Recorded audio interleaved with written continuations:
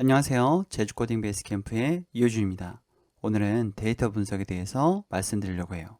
자, 비전공자 분들도 많이 들으실 거라고 생각해서 제가 최대한 풀어서 말씀드리도록 하겠습니다.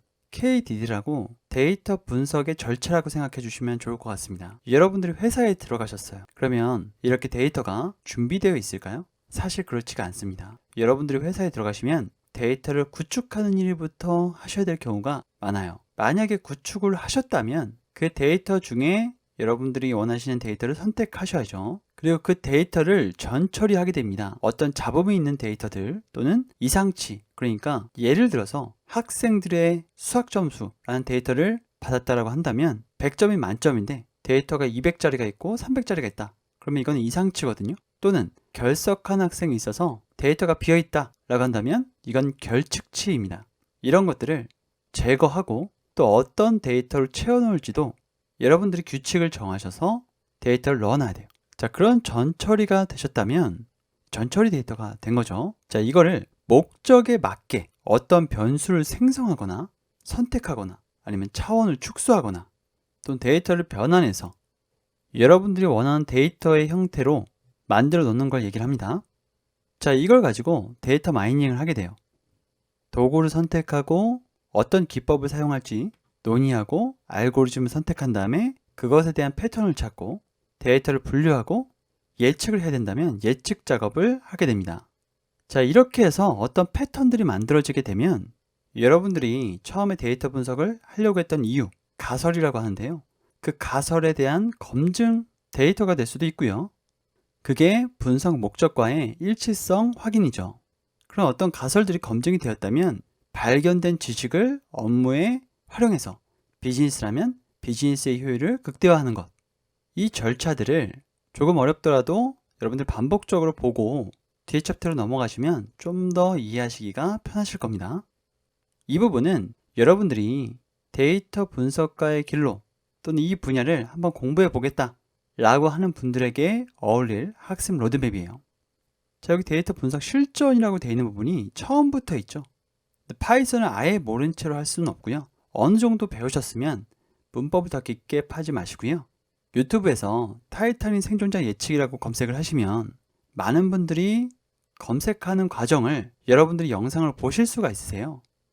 그런 프로세스를 처음부터 끝까지 보는 것만으로도 굉장히 큰 도움이 됩니다.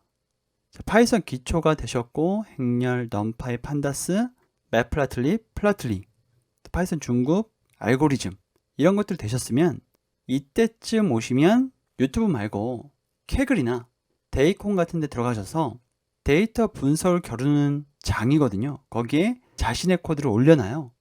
그 코드를 한번 보시면서 따라쳐 보시기도 하시고 분석해 보시면 더 큰 도움이 됩니다. 자, 그리고 나서 이 이후에 머신러닝을 하게 되시는 거죠. 그런데 처음에도 말씀드렸다시피 여러분들이 회사에 가시면 데이터가 있지 않아요. 그래서 개발적 지식도 쌓는 것이 굉장히 중요합니다. 이런 파이썬을 배우셨으니까 플라스크나 장고, 저는 장고를 추천합니다. 이 장고를 사용해서 서비스를 한번 만들어 봐서 런칭해보는 경험, 그 경험을 쌓는 것도 좋습니다. 자, 그리고 여기에 써있지 않지만 통계학, 선형대수, 머신러닝 알고리즘, SQL은 좀 더 장기적인 안목을 가지시고 공부를 해나가셔야 됩니다. 그 이유에 대해서는 제가 뒤에 가서 말씀을 드릴 거예요. 자, 데이터 분석에 대한 고찰 부분입니다. 우리의 목표는 특정 또는 불특정한 현상을 개선하거나 해결할 가장 효율적인 전략을 찾아 논리적으로 표현하는 것이다. 이 문구가 아인슈타인이 한 말을 조금 변형한 건데요. 특정 또는 불특정한 현상, 그러니까 이것이 곧 데이터인 거죠. 이 데이터를 가지고 문제를 해결할 가장 효율적인 전략, 데이터 분석의 기획이라고 표현할 수가 있을 것 같아요. 그리고 논리적으로 표현하는 것, 그리고 제시하는 것, 이것은 알고리즘이라고 표현을 할 수가 있을 것 같습니다. 또 그 알고리즘이 적용돼서 서비스에 돌아가는 것까지 라고 표현할 수가 있을 것 같아요. 우리의 일상 속에 데이터 분석이 굉장히 깊게 들어와 있죠. 넷플릭스, 유튜브, 왓챠, 네이버, 카카오, 넥슨, 이 거대 기업뿐만 아니라 이런 스타트업 또는 스타트업에서 시작한 기업에서도 데이터 분석을 꾸준히 하고 있습니다. 고객 분석, 광고 노출, 추천 동영상, 추천 음악, 의료 등등등. 분석가일 수도 있지만 일반 유저 입장에서 음악을 듣는 일상에서 기업이나 국가의 운명까지도 좌우하는 데이터 분석. 기업이나 국가의 운명까지 좌우한다고 하니까 굉장히 과대포장한 것 같잖아요. 근데 위키디피아에 나와 있는 문구입니다. 버락 오바마 미국 대통령 후보가 2008년 미국 대통령 선거에서 보드빌터 시스템으로 유권자 성향 분석, 유권자 선별, 유권자 예측. 자, 이걸 주도하셨던 분이 구글에 있으셨던 분이에요. 그래서 오바마 캠프로 들어오신 거죠. 그래서 비용 대비 효과적인 선거를 치를 수 있었다라는 것들은 굉장히 유명한 일화입니다. 그럼 일화는 일화인데 선거 전략을 한번 보도록 할게요.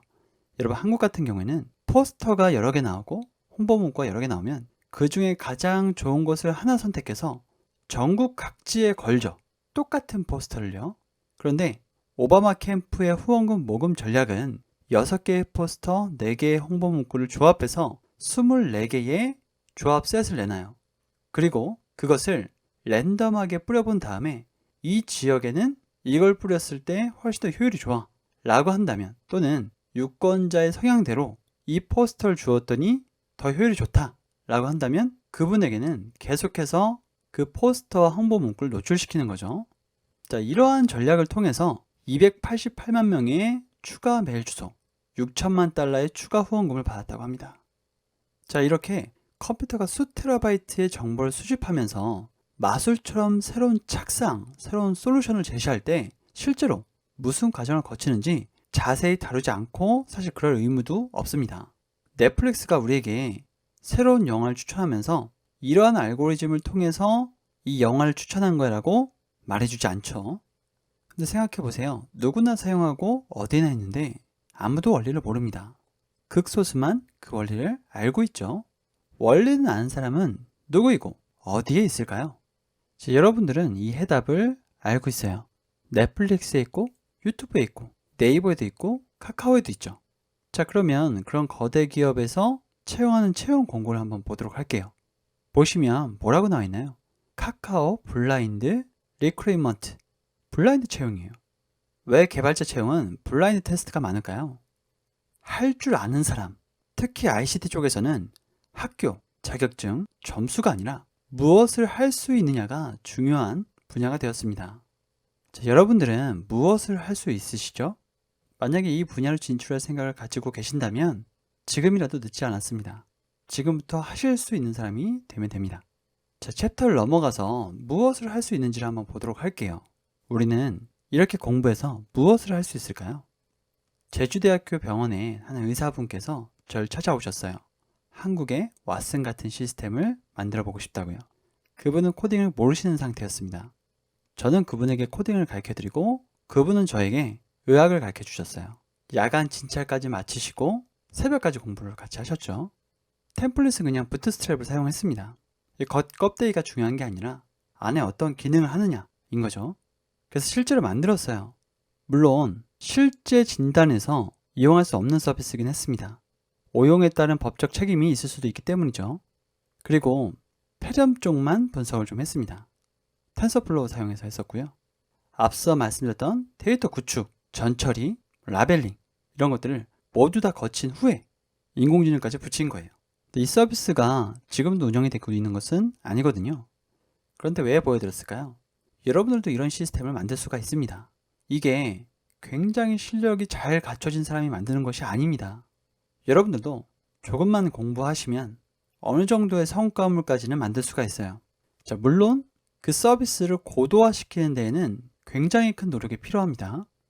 자, 가능하다면 실전을 통해서 원리를 배우시길 바랍니다. 앞에 서비스를 언급해드린 이유도 바로 이런 이유예요.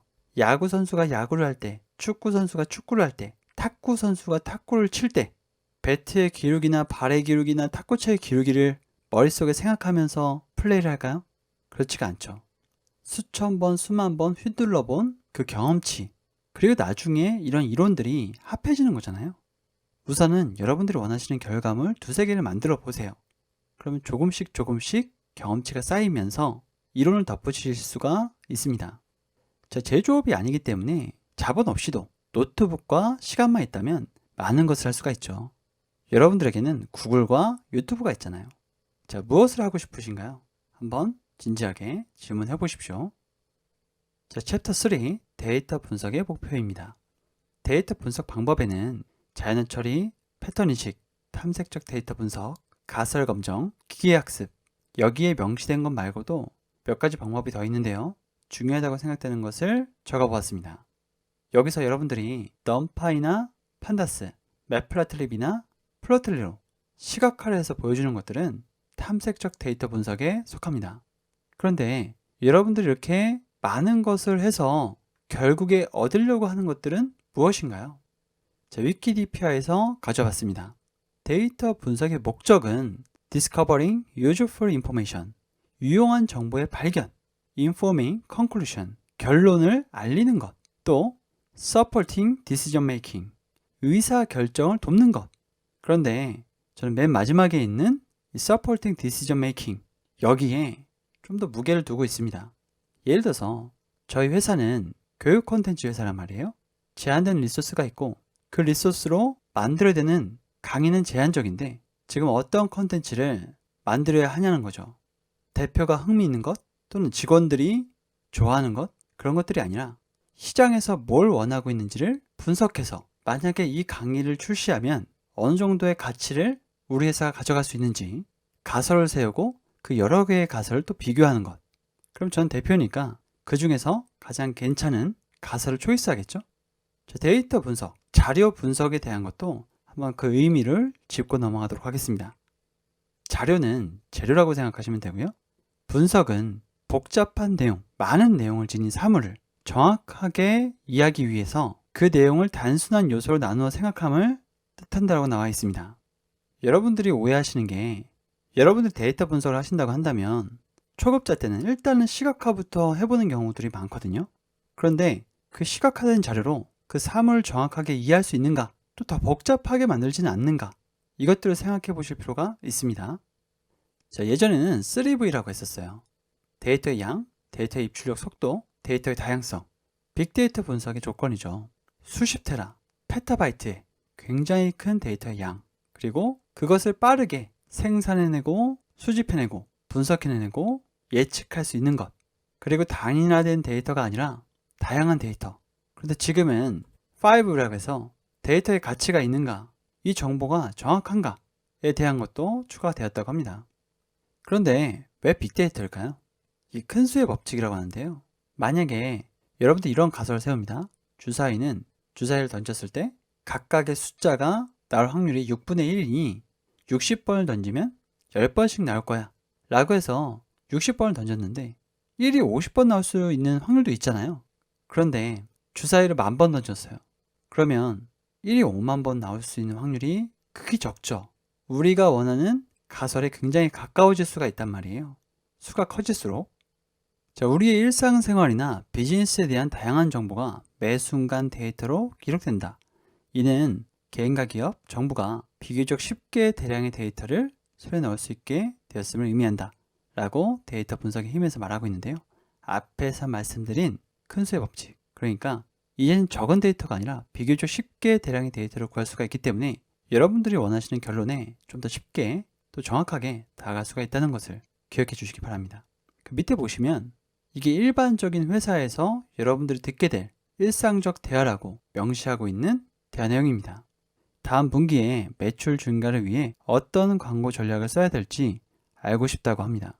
과거 광고 매출 데이터를 분석해서 광고가 매출에 미치는 영향을 조사해 달라고 하네요. 여러분들이 비교적 쉽게 대량의 데이터를 구할 수가 있고 데이터 분석이 누군가 소수의 전유물이 아니고 누구나 할 수 있는 시대, 그 시대가 바로 지금입니다. 그런데 이 대화에 약간 오류가 있어요. 그래서 그걸 좀 짚고 넘어가려고 합니다. 바로 이건데요. 상관관계는 인과관계가 아니라는 사실을 꼭 명심해야 합니다. 그러니까 앞에 돌아가 봐서 과거 광고 매출의 데이터를 분석해서 광고가 매출에 미치는 영향, 그러니까 광고와 매출이 인과관계라고 생각해서는 안 된다는 거예요. 광고가 증가하면 매출이 증가하는 것도 있지만 꼭 그게 광고에 의해서만 매출이 증가하는 것은 아니죠. 제품의 품질이 좋아졌을 수도 있고요. 만약에 해외에 수출하는 품목이라면 해외 상황에 따라 매출이 늘고 줄었을 수도 있을 겁니다. 협소한 데이터를 가지고 몇 개의 데이터만 가지고 잘못된 데이터 분석을 하고 있지 않은지는 항상 따져보셔야 합니다. 또 데이터의 문제가 아니라 바이어스 문제일 수도 있습니다. 그러니까 어떠한 값에 중요도를 굉장히 높게 줘서 데이터 분석을 했을 수도 있어요. 자, 그 다음은 브록인데요. 기업에서 데이터는 어떻게 구할까요? 자, 첫 번째로 구매한 데이터이거나 공공에서 제공하는 데이터이거나, 두 번째로 데이터가 없거나, 이게 일반적입니다. 세 번째로 데이터가 있긴 한데 의미가 없어요. 또는 정돈되지 않은 데이터이거나, 네 번째로 권한 등의 문제로 데이터를 쓸 수 없는 상태, 그러니까 개인정보일 수도 있고요. 여러분 부서에 권한이 없을 수도 있어요. 자, 이렇게 들으시니까 데이터 분석가로 내가 취업하는 것이 맞나? 라는 생각이 드시죠. 그래서 앞서 말씀드린 것처럼 서비스를 한번 만들어서 런칭해보는 경험을 해보신다면 훨씬 더 쉽게 데이터를 구축할 수가 있습니다. 그런데 데이터의 수집, 분류, 정제, 분석, 적용, 이 모든 작업을 데이터 사이언티스트가 모두 다 하는 것은 아닙니다. 회사마다 조금 역할이 다를 수가 있어요. 그래서 그 회사에 취업하고 있으신 분들의 얘기를 들으시거나 아니면 공고를 꼭 확인해 보셔야 돼요. 데이터 애널리스트는 데이터를 분석하고 결론을 도출하고 의사결정에 반영하는 역할을 합니다.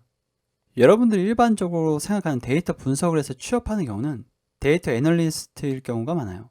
데이터 사이언티스트는 분석 결과를 가지고 알고리즘을 만들고 그 알고리즘을 고도화하는 사람을 얘기해요. 그런데 여기는 단순 데이터 분석이 아니기 때문에 굉장히 공부를 많이 해야 되는 영역이기도 합니다. 그리고 데이터 엔지니어, 데이터를 쌓기도 하고요. 또 데이터 사이언티스트가 만든 알고리즘을 실제 서비스에 반영해서 서비스가 잘 돌아가게 하는 그런 역할도 하게 됩니다. 여러분 취업을 하셔서 이 세 개의 역할 다 하실 수도 있어요. 그럼 서비스에 대한 이해가 없거나 비즈니스에 대한 이해가 없다면 굉장히 힘들겠죠? 자, 여러분이 우리 회사의 데이터 분석가라면 저는 이렇게 물었을 거예요.